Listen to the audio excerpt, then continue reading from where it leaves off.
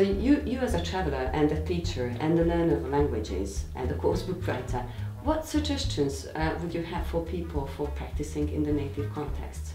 Well, there are these opportunities on the internet to find partners to Skype with and to practice in that way.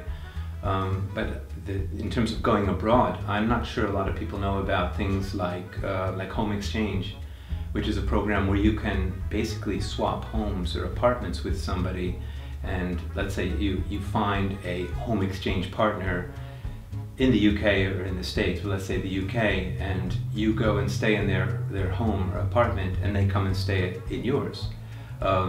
It can happen at the same time, sometimes it happens at different times, but it's a huge opportunity, and there's absolutely no cost. You don't pay anything except there's a membership fee for Home Exchange, I know, small membership fee. So that's a gold mine of opportunity for language practice. Wow.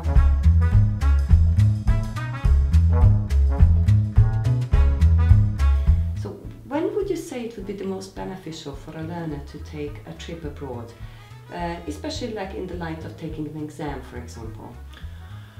That's a good question. I mean, I think, on one hand, whenever one finds the opportunity or the time to go, one should just go, because it's going to be beneficial in terms of language development.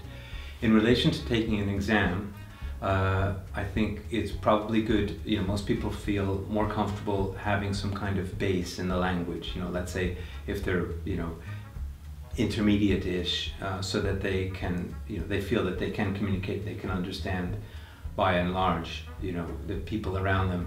It is very different. I mean, most people who go abroad talk about, on one hand, how amazing it was as an experience and for language development, but many people also talk about that initial shock. And, that's just part, you can expect it. You go through a period of adjusting.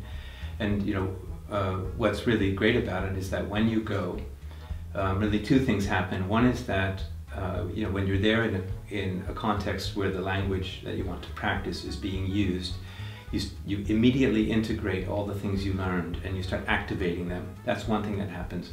The second thing that happens, which is maybe even more important, and in relation to taking an exam, is that your confidence is boosted.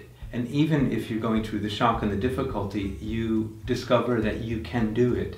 And it's a huge boost to confidence, and that can make all the difference on a language exam. When somebody goes in to a language exam with that little bit more confidence, they'll perform much, much better.